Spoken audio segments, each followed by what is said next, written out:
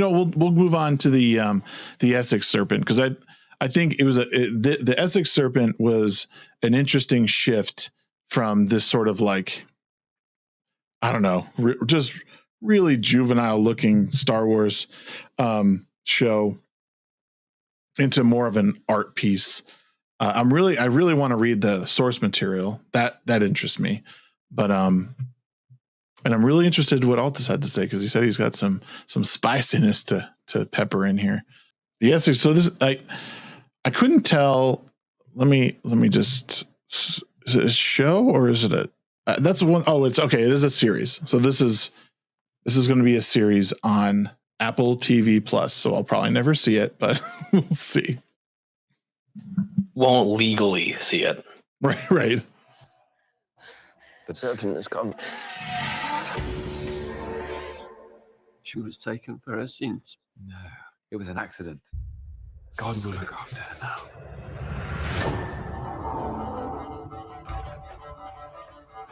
What is happening here? Is there something out there? That's what I'm here to find out. I've done some research. Into a mythical beast. Not mythical, real. The serpent is. So, like, just a quick pause. Already, like, I mean, I love the tone of the movie. I love the cinematography.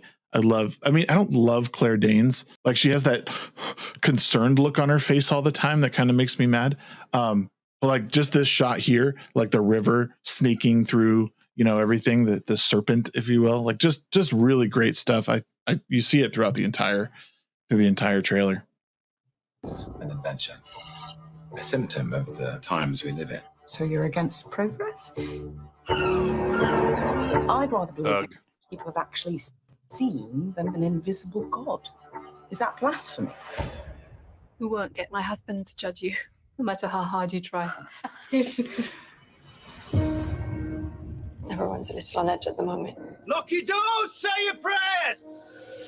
You're trying to understand, trying to find the truth. We must all follow our passions. I couldn't agree more.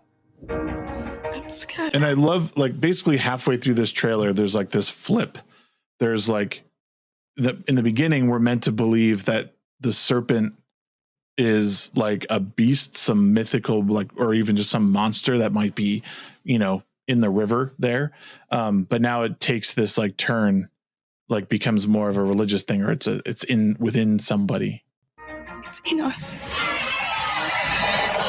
We brought it here. Brought what here? We need to forget about Essex. I want you to come back. Sounds like you're in love with her. Everyone else is. I scared them. You didn't start all this.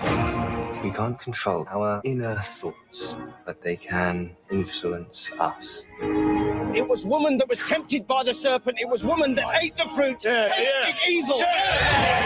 You let them accuse me. You said nothing. I'm their pastor. So you can't be my friend and a man of God. I can't think clearly when I'm around you. I won't be blamed for your weakness. Love is not a weakness. I think the Essex Serpent has sunk its claws into you too.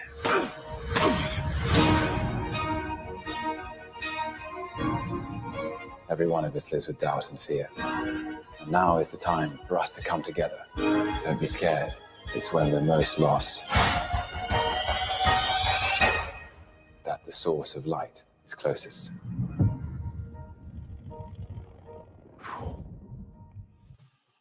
I don't know, man. That show looks pretty fantastic. There's countless like just beautiful shots of the environment. There's one like in the city, but just so many good. Even this one, like you can't quite see the background, but I loved this one of him. There's just so much good stuff going on here. My biggest criticism of the trailer was I didn't really understand what was happening towards the end. It seems like Claire Danes has some sort of like she must be, the serpent, or there's something within her that's taking over people. It's not that. You're overthinking it. This is the tripe that you get on Apple TV for anybody that watched For All Mankind. Season 1 was it was decent. Season 2 started delving into kind of what this is touching on, and this is what the series is going to be about. And the trailer pretty much lays it out. I mean, aside from the fact that Claire Danes throughout this entire trailer walks around with this permanent open mouth, like shocked look, like she's Tony Danza, the general view of this is, number one, it's taking a very negative look on faith and religion, which we can all expect from Apple. That's not going to shock anybody. Yeah. We again have a man who is principled, but he's not that principled because he cheats on his wife, and he's a man of God and he cheats on his wife. So faith doesn't matter, and faith is corruptible. But even worse, the whole show is going to be built around the fact that Claire Danes is going to roll in and offer this great explanation. And then we, as the viewers, are supposed to associate with her as she is vilified by everybody, and nobody stands up for her. And she ends up being right in the end. It's the same stuff that you're going to see in all this crap. It's predictable. It's boring. And I know you said it looks good, but good cinematography does not make up for poor writing. And that's exactly what this is. It's the standard trip. I appreciate your analysis of that. That it doesn't seem very like far off necessarily, but I don't know. The writing. Well, it's why I want to read the source material so I can like see what the story actually is, or what it was at one point, and then see how this is written out. Because I don't know. It doesn't seem like very bad writing, but again, the trailer muddies things towards the end, and I know they're trying to, they're using first long sweeping shots and then creating tension, or relieving the tension or building with the quick shots towards the end, but it's confusing me very much like the Outer Range trailer was. So I was gonna say the cinematography is great. Like with the feel, the atmosphere, the filters they use, the locations. My first thought, and I'm probably pretty biased. With the name and the look and the small town and the priest and this person coming in, it almost feels like it could have been a good, Lovecraftian type story. With something external coming in and corrupting the townspeople. Right. Watching it feels like it is, like Aldous has kind of said, it's this modern trope. It's gonna be a movie about somebody who's learned, who believes in science, even though get the impression they're looking for the Loch Ness monster. But right, that's what I thought at first. Yeah, but they're going against superstition, which again is being conflated with Catholicism, religion, all that stuff, which in the past there have been those mushings.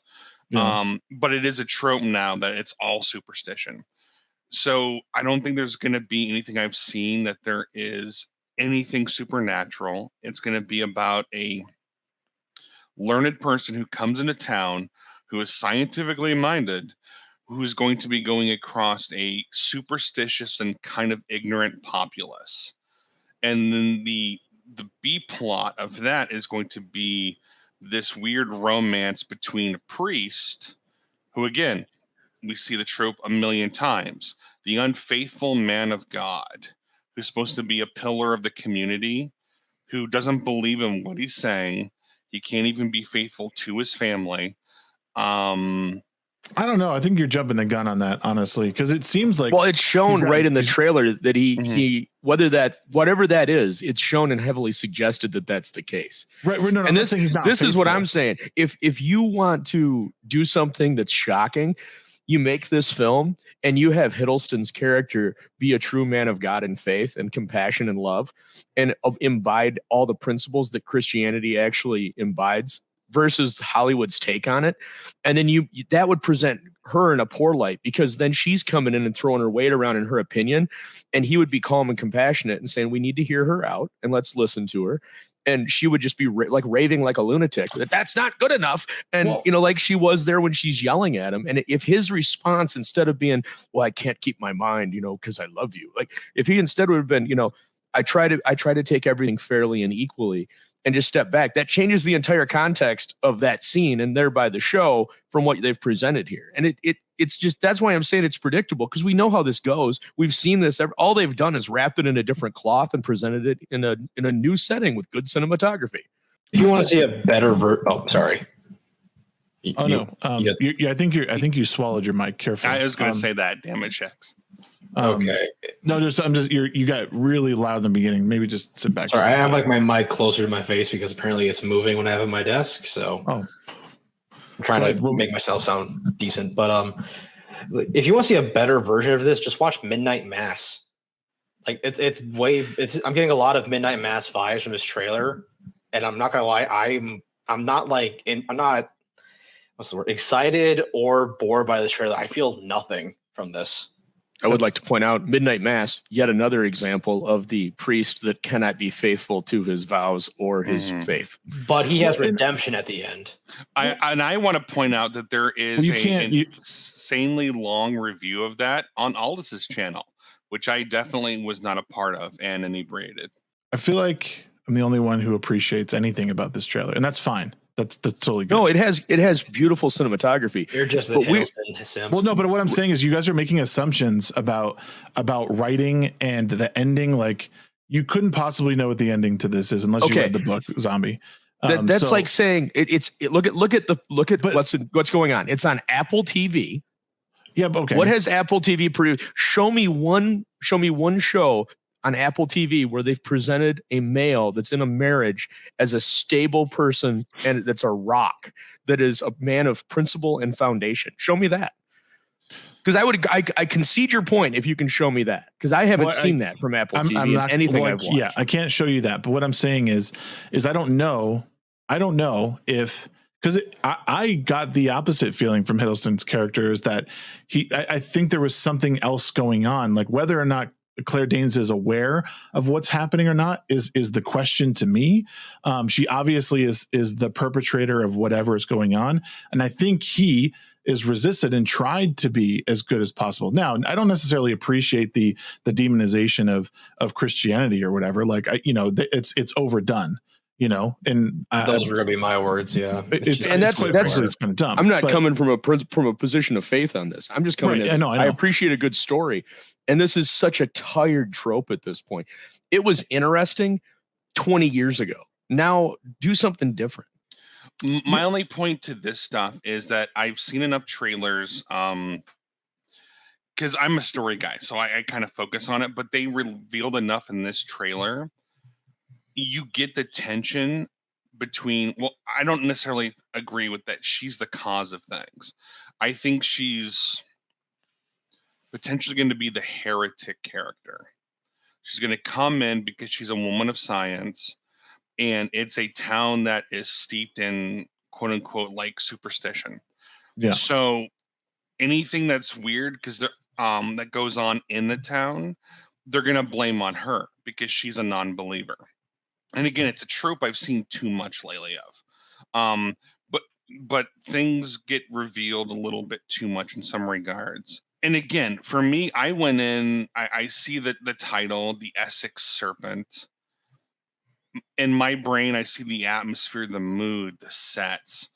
So I'm expecting something a little bit creepy, maybe supernatural. But it is a trope nowadays to have trailers that tell you too much of the story. So the negative opinions aren't necessarily based upon like we haven't seen it. No, we could watch it and it could be a good drama piece. It was not what I expected, especially with Hiddleston. The last few movies I've seen him in. Thor?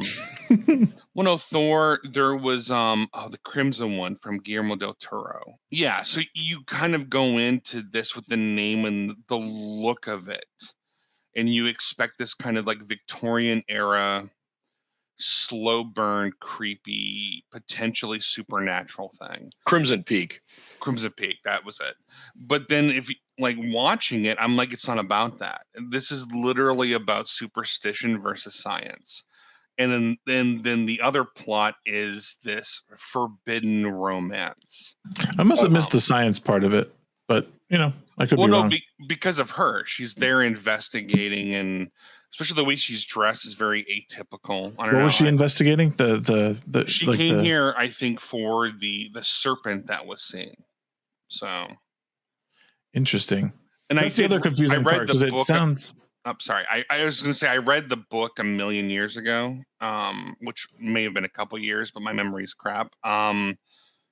So, and I remember very little, but I remember her being kind of a sciencey person. So, okay. Well, hey, I mean, I'll gladly admit if you guys are right if it turns out that way. I'm a little bit more like I guess hopeful on it. Like I don't think it'll be as bad as you guys think. I don't know. I just think there's a little bit better writing in there than, you know.